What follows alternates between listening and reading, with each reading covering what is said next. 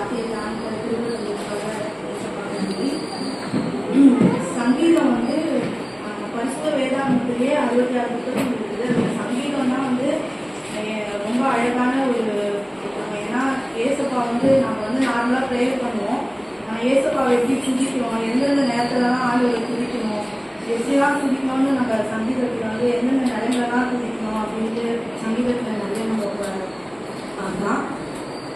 இதில் வந்து தாவீது ராஜா சங்கீதம், தாவீதின் சங்கீதம் தான் நம்ம பார்க்க போகிறோம். நிறைய 2-3 பேர் எழுதியிருக்காங்க. ஆனால் தாவீது ராஜா வந்து நிறைய வார்த்தைகள் எழுதியிருக்காரு. இன்னைக்கு நம்ம ஞானிக்கு ஒரு சங்கீதம் வந்து 101வது சங்கீதம். சங்கீதம் இது வந்து தாவீது ராஜா எழுதியிருக்காரு. இதில் வந்து நம்ம 3 பக்கத்தையும் பார்க்கலாம். ஏசப்பா தாவீது ராஜா வந்து இஸ்ரவேலுக்கு ராஜாவா இருக்கும்போது ஏசப்பா கிட்ட வந்து ஒரு உறுதிமொழி எடுத்து ஆண்டவர்கிட்ட ஒரு அறிக்கை செய்து ஜெபிக்கிறாரு. நம்மளாம் வந்து நார்மலா ஜெபிப்போம், ஏசப்பா கிட்ட ஏசப்பாவை துதிப்போம், ஆராதிப்போம், நம்ம பாவங்களுக்கு அறிக்கை செய்வோம், நமக்கு என்னென்ன வேணும் அப்படின்னு கேட்போம். ஆனா தாவீது ராஜா வந்து நான் எப்படி பரிசுத்தமா இருப்பேன் அப்படின்ட்டு ஏசப்பா கிட்ட வந்து உறுதிமொழி எடுக்கிறாரு. உறுதிமொழி எடுக்கிற மாதிரி அவர் ஜெபிக்கிறாரு. அதுதான் இந்த அதிகாரத்துல நம்ம பார்ப்போம். இதுல வந்து ஆழ்ந்த சத்தியங்கள் இருக்கு. நம்ம இன்னைக்கு சுருக்கமா பார்க்கலாம். ஃபர்ஸ்ட் வந்து இந்த 3 பகுதியா பார்க்கலாம்.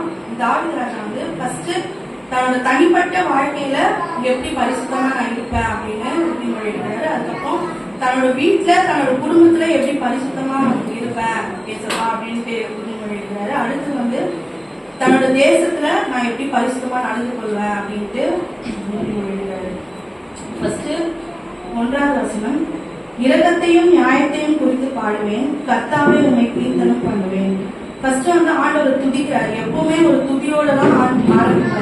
ஃபர்ஸ்ட் ஆண்டவர் வந்து அவரோட இரக்கங்களையும் அவரோட நியாயத்தையும் வந்து துதிச்சு அவரோட கீர்த்தனம் பண்ணி வந்து ஆரம்பிக்கிறாரு. சங்கீதம்னாலே பாடல்கள். ஃபர்ஸ்ட் அவர் துதியோட கூட அவர் ஆரம்பிக்கிறாரு ஆண்டவரை. ஃபர்ஸ்ட் தன்னோட தனிப்பட்ட வாழ்க்கையில எப்படி பரிசுத்தமா இருப்பேன் அப்படின்ட்டு ஆரம்பிக்கிறாரு. 2வது வசனம், உத்தமமான வழியிலே விவேகமாய் நடப்பேன். உத்தமமான வழியிலே விவேகமாய் நடப்பேன். நம்ம வெளியில எப்படி வேணா இருக்கலாம், நம்ம நினைச்சா நம்ம ரொம்ப நல்லவங்க மாதிரி அப்படிலாம் காமிச்சுக்கலாம். ஆனா அவர் சொல்றாரு உத்தமமான வழியிலே விவேகமாய் நடப்பேன், தன்னோட இருதயத்துல பரிசுத்தமா இருப்பேன் அப்படின்ட்டு ஆண்டவர்கிட்ட உறுதிமொழி எடுக்கிறாரு. உத்தமமா நான் நடப்பேன், விவேகமா நான் நடப்பேன் அப்படின்னு உறுதிமொழி எடுக்கிறாரு. அதுக்கப்புறம் 3வது வசனம், தீங்கான காரியத்தை என் கண்முன் வைக்க மாட்டேன், வழி விலகுகிறவர்களின் செய்கையை வெறுக்கிறேன், அது என்னை பற்றாது. தீங்கான காரியங்களை அவர் வந்து ராஜாவா இருக்க அப்படின்னா அவர் எப்படி வேணா நடந்திருக்கலாம். அவர் பார்க்கறதுக்கு நிறைய விஷயங்கள் இருக்கும். அவர் வழியில அவர் எப்படி வேணா நடந்திருக்கலாம். ஆனா அவர் என்ன சொல்றாருன்னா, தீங்கான காரியத்தை என் கண்முன் நான் வைக்க மாட்டேன். தவறான செயல்கள் நம்மளும் வந்து எப்படி இருக்கும், போன் இருக்கு கையில, எல்லாமே பார்ப்போம், நம்ம தீங்கான காரியங்களை பார்ப்போம், வெளியில எவ்வளோ நடக்குது எல்லாமே நம்ம வந்து கண்களால பார்த்துட்டு தான் இருக்கோம். அதனால நம்ம ஒரு உறுதிமொழி எடுக்கணும், ஆண்டவரில் தீங்கான காரியத்தை நான் பார்க்க மாட்டேன்.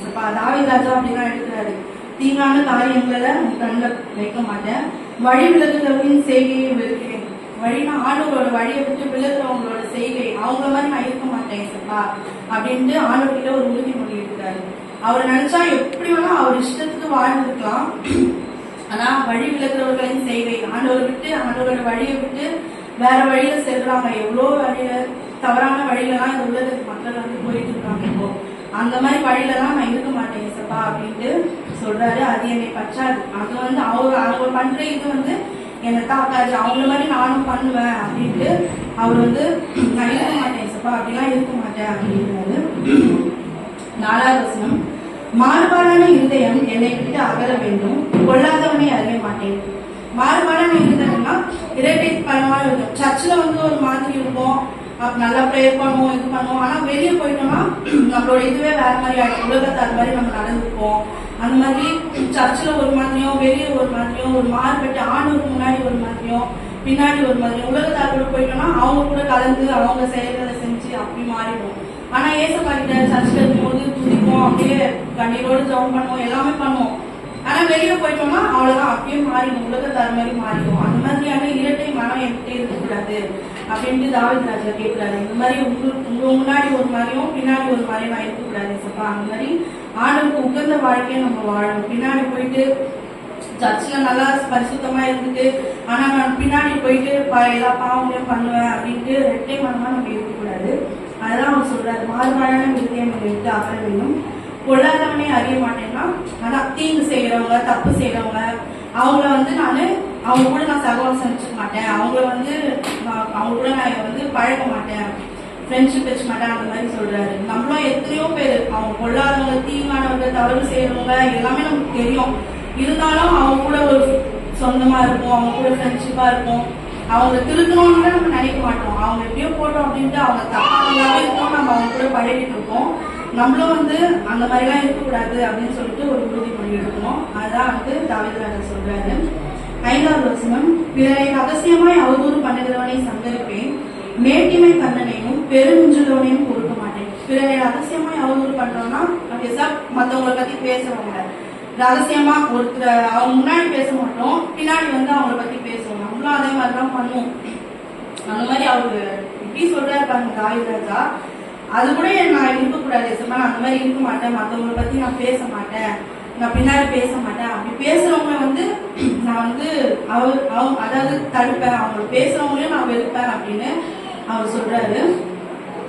மேட்டிமை கண்ணனையும் பெருநெஞ்சொருவனையும் பொறுக்க மாட்டேன். மேட்டிமை கண்ணன்னா நான் தான் உயர்ந்தது, மற்றவங்களாம் தாழ்ந்தவங்க தான், நான் தான் எல்லாத்தையும் மேலு, மற்றவங்களை தாழ்த்தி பேசுவாங்க. அந்த மாதிரி இருக்கிறவங்க, அந்த மாதிரி நான் இருக்கவும் மாட்டேன், அப்படி இருக்கிறவங்களையும் நான் பொறுத்துட்டு இருக்க மாட்டேன் அப்படின்னு தாவீது ராஜா இப்படிலாம் உறுதிமொழி எடுக்கிறாரு. பெருநெஞ்சோலன்னா அதுதான், மனசு கல்லா இருக்கிறவங்க, கல் நெஞ்சுக்காரங்க, எது வந்தாலும் அப்படியே கல்லா இருக்கும் மனசு, இறங்கவே மாட்டாங்க, யாருமே இறங்க மாட்டாங்க. அதான் மனசாட்சி இல்லையா அப்படிலாம் கேட்போம்ல, அந்த மாதிரிலாம் நான் இருக்க மாட்டேன். நான் எல்லாருக்கும் ஒரு நல்ல இதுவா இருப்பேன், பெருநெஞ்சுலன்னா நான் இருக்க மாட்டேன், அப்படி இருக்கிறவங்களையும் நான் இருக்க விட மாட்டேன், அப்படி பொறுக்க மாட்டேன் அப்படின்னு சொல்றாரு. இப்படிலாம் தன்னோட தனிப்பட்ட வாழ்க்கையில நான் இருப்பேன் அப்படின்றாரு. நம்ம கூட தனிப்பட்ட வாழ்க்கைனா நம்மளுக்கும் ஆண்டவருக்கும் உள்ள வாழ்க்கை தான். அவர் நினைச்சா எப்படி வேணா இருந்துக்கலாம். ஆனா தாவீது ராஜா என்னோட தனிப்பட்ட வாழ்க்கையில இப்படிலாம் பரிசுத்தமா இருப்பேன் சப்பா அப்படின்ட்டு அவங்களுக்கு உறுதிமொழி எடுக்கிறாரு. நம்மளும் அதே மாதிரி நம்மளுக்கும் ஆண்டவருக்கும் உள்ள வாழ்க்கையில நம்ம பரிசுத்தமா இருக்கணும். அதுக்கப்புறம் 2வது பாத்தீங்கன்னா தன்னோட வீட்டுல நான் எப்படி பரிசுத்தமா இருப்பேன் அப்படின்றாரு. தன்னோட தனிப்பட்ட வாழ்க்கையில மாத்திரம் இல்ல, தன்னோட வீட்லயும் தாவீது ராஜா பரிசுத்தமா இருக்கிறாரு. 2வது வசனத்துல, என் வீட்டிலே உத்தம இருதயத்தோடு நடந்து கொள்வேன். நான் தனிப்பட்ட வாழ்க்கையோ இல்ல வெளியே என் வீட்டுல உத்தம இருதயத்தோடு நடந்து கொள்வேன் அப்படின்றாரு.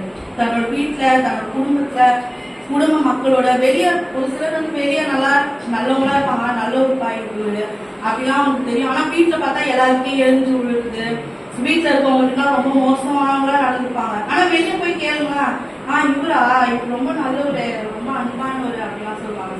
ஆனா வீட்டுல பார்த்தாதான் தெரியும் அவங்க எவ்வளவு இதா இருப்பாங்க. அதனால தன்னோட வீட்லயும் பரிசுத்தமா உத்தமமா நடப்பேன் அப்படின்னு உறுதிமொழி எடுக்கிறார் இயேசுக்காக. நம்மளும் அதே மாதிரிதான், வெளியில மட்டும் இல்ல நம்ம வீட்லயும் உத்தமமா நடக்கணும். 7வது வசனம், தவறு செய்கிறவன் என் வீட்டுக்குள் இருப்பதில்லை, பொய் சொல்லுகிறவன் என் கண்முன் நிலைப்பதில்லை. நம்ம வீட்லயே நிறைய பேர் இருப்பாங்க, நம்மளை சுற்றி பொய் சொல்லிட்டு, தவறான இதை செஞ்சுட்டு, கபடு செஞ்சுட்டு, ஏமாற்றிட்டு, அது மாதிரி நம்ம வீட்லயே நிறைய பேர் இருப்பாங்க. அவங்க எல்லாம் நம்ம கண்முன் இருப்பதில்லைன்னா அவர் என்ன சொல்றாரு, அந்த மாதிரி யாரும் நம்ம வீட்டுல இருந்தா நம்ம சொல்லி திருத்தணும். அவங்க இருந்து போறாங்க அப்படின்னு சொல்லிட்டு நம்ம அவங்கள அப்படியே விடக்கூடாது. அவங்க எல்லாம் என் கண்முன் இருப்பதில்லை அப்படின்றாரு. நம்ம வீட்டுல அந்த மாதிரி யாரும் இருக்கக்கூடாது அப்படின்ட்டு அவர் ஆண்டவர்கிட்ட உறுதிமொழி எடுக்கிறாரு. அடுத்துதான் 3வதா தேசத்துல எப்படி பரிசுத்தமா இருப்ப அப்படின்னு சொல்றாரு. அவர் இஸ்ரேல் தேசத்துக்கு ராஜா. அவர் நினைச்சா அவங்க கூட எவ்வளோ வேலையாட்கள் எப்படியோ அவர் வச்சிருக்கலாம். ஆனா அவர் எப்படி சொல்றாரு, நான் தேசத்திலயும் பரிசுத்தமா இருக்கேன் அப்படின்னு. 6வது வசனம் படிக்கலாம். தேசத்தில் உண்மையானவர்கள் என்னோட வாசம் பண்ணும்படி என் கண்கள் அவர்கள் மேல் நோக்கமா இருக்கும். உத்தமமான வழியில் நடக்கிறவன் என்னை செய்வான். தேசத்திலையும் உண்மையானவர்கள் யாரெல்லாம் ஆண்டவருக்கு உண்மையா இருக்கிறாங்களோ, ஆண்டவர் வழியில நடக்கிறாங்களோ அவங்களெல்லாம் என் பக்கத்துல நான் வச்சுட்டேன். இப்போ அமைச்சர் அந்த மாதிரிலாம் இருப்பாங்களே, அவங்களாம் உண்மையா உத்தமமா இருக்கிறவங்கள நான் என் பக்கத்துல வச்சுப்பேன் அப்படின்னு தாவீது ராஜா உறுதி பண்றாரு, உறுதிமொழி எடுக்கிறாரு. உத்தமமான வழியிலே நான் நினைக்கிறவன் என்னை சேவிப்பான். என்னை சேவிக்கிறவங்க, அதாவது என் கூட இருக்கிறவங்க, என்ன கூட துணையா இருக்கிறவங்க எல்லாருமே உத்தமம் தான். ஆண்டவரோட வழியில இருக்கிறவங்க தான் நான் என்னை சுத்தி வச்சுப்பேன், என் தேசத்துக்கு எனக்கு துணையா வச்சுப்பேன் அப்படின்றாரு. 8வது வசனம், அக்கிரமக்காரன் ஒருவரும் கர்த்தருடைய நகரத்தை விடாதபடி வேறு அறுப்புண்டு போக தேசத்தில் உள்ள அக்கிரமக்காரர் யாவரையும் அதிகாரமே சங்கரிப்பேன். லாஸ்டா என்ன சொல்றாங்கன்னா, அக்கிரமக்காரர் ஒருவரும், அதான் அக்கிரமம் செய்யறவங்க, தவறு செய்யறவங்க எல்லாமே ஒருவரும் அவரோட தேசத்தை இராதபடிக்கு வேற அறுப்புண்டு போக பண்ணுவாராம். அதாவது ஆரம்பத்தையே அதை தடுத்துவாராம். ஒரு தவறு நடக்க போதுதான், அது பெருசா ஆகுற மாதிரி நான் விட மாட்டேன், அது வேற அறுப்புண்டு போக ஆரம்பத்தையே நான் அந்த தவறை தடுத்துருவேன். என் தேசத்துல அந்த மாதிரி அக்கிரமம் செய்யறவங்க யாருமே இருக்கக்கூடாது, யாரையும் அதிகாரமே சம்பளிப்பேன் அப்படின்றாரு. என்னோட தேசத்துல நான் இப்படிதான் இருப்பேன். ஆண்டவர் எப்போதும் ஆண்டவரோட பாதிலே நடத்துவேன் அப்படின்னு அவர் சொல்றாரு. இந்த மாதிரியா உறுதிமொழி எடுக்கிறாரு. கடைசியா 2வது வசனத்துல, எப்பொழுது என்னிடத்தில் வருவீர், இப்படிலாம் இருப்பேன் ஏசப்பா, நீங்க என் கூடயே இருங்க, எப்ப என்கிட்ட வருவீங்க, நான் இப்படி என் தனிப்பட்ட வாழ்க்கையில, என் தேசத்துல, என் வீட்டுல நான் பரிசுத்தமா இருப்பேன் ஏசப்பா, நீங்க என் கூடயே இருங்கன்னு சொல்லி ஆண்டவர்கிட்ட ஒரு உறுதிமொழி எடுத்துருக்கிறாரு. நம்மளும் இன்னைக்கு இந்த சத்தியத்தை கேட்டு வீட்டுல போய் ஃபுல்லா வாசிச்சு பார்த்துட்டு நம்மளும் ஒரு உறுதிமொழி எடுக்கணும். நான் தனிப்பட்ட வாழ்க்கையில நான் பரிசுத்தமா இருப்பேன் சொல்லா, என்னோட வீட்லயும் நான் பரிசுத்தமா இருப்பேன், அப்புறம் தேசத்துலயும் நம்ம பரிசுத்தமா இருக்கணும். நம்ம தேசத்துல ஒரு ஆளா இருக்கும், நம்ம மத்தவங்க எப்படியோ நம்மளும் தேசத்துக்கு உண்மையா ஒரு பரிசுத்தமா இருந்து ஆண்டவரோட வழியை பின்பற்றி நம்ம நடப்போம் அப்படின்னு இந்த வசனத்தின் மூலமா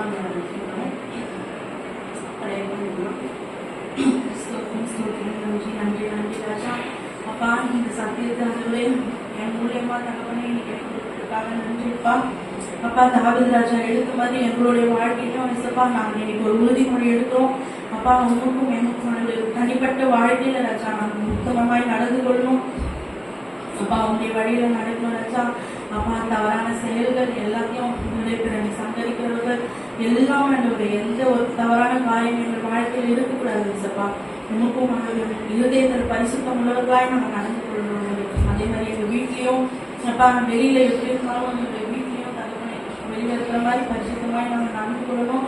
வீட்டில் இருக்கிறவங்க எல்லாருக்குள்ளேயும் தகவப்பா உத்தமமாய் வேகமாய் நாங்கள் நடந்து கொள்ளணும். அதே மாதிரி தேசத்துலயும் நாங்கள் ஒரு பரிசுத்தவான்களாய் அன்றைய நடந்து கொள்ள அப்பா, இந்த சத்தியத்தின் மூலமாய் அன்றைய எங்கள் திருவிழாவை ஆசைகளை பொறுப்பெடுத்துக் கொள்ளணும். இயேசு கிறிஸ்துவின் ஜெபிக்கிறோம்.